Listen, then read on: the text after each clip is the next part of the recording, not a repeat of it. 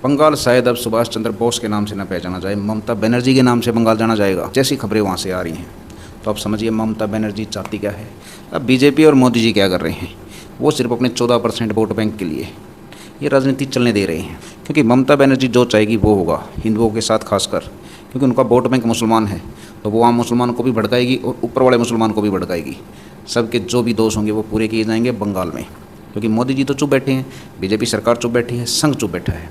वैसे कहते हैं हम इंडिया में सबसे पावरफुल हैं, हम सनातन की रक्षा करते हैं, हम अपने वोटरों की रक्षा करते हैं, हम राज्य बहुत बढ़िया तरीके से चला रहे हैं। लेकिन क्या हुआ, सेना नहीं है क्या मोदी जी के पास? सेना भी है, ताकत भी है, सारी चीज़ें हैं। तो बंगाल अब किसके नाम से पहचाना जाएगा? सोचिए थोड़ा सा। अब जो तस्वीरों में औरतें रो रो के कह रही हैं कि हमारे घरों का सत्यानाश कर दिया, हम घर से उजाड़े गए, आधी रात को भगा दी गई, ऐसी कुछ तस्वीरें बंगाल में आई थी पिछले इलेक्शन में। जब ऐसी कुछ औरतें थीं जो खुद कह रही थी सामने से कि हमको तो 500 रुपये मिल जाए सिर्फ, बस हम वोट उसी को देंगे जो हमको 500 रुपये देगा। तो शायद अगले इलेक्शन में ऐसी तस्वीरें और आईं। उन्हीं तस्वीरों का इंतज़ार है मेरे को। क्या 500 रुपये की वोट वाली तस्वीरें आएंगी या ऐसी तस्वीरें और आएंगी या तीसरी कोई तस्वीर होगी? ये तीसरी तस्वीर तैयार करने के लिए मोदी जी कब तक इंतज़ार करवाएंगे? इंसानियत ख़त्म हो चुकी है शायद, राजनीति ही सर्वोपरि है, ताकत ही सर्वोपरि है।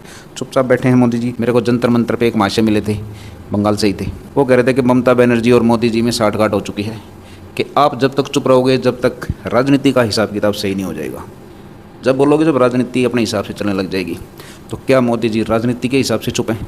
इंसानियत कोई चीज़ नहीं रही, इंसानियत के कोई मायने नहीं है बंगाल में शायद। उस महाशय की बात को तब मैंने मजाक में टाल दिया था, लेकिन अब लग रहा है कि वो महाशय सही कह रहे थे। मोदी जी शायद राजनीतिक कारणों से चुप हैं।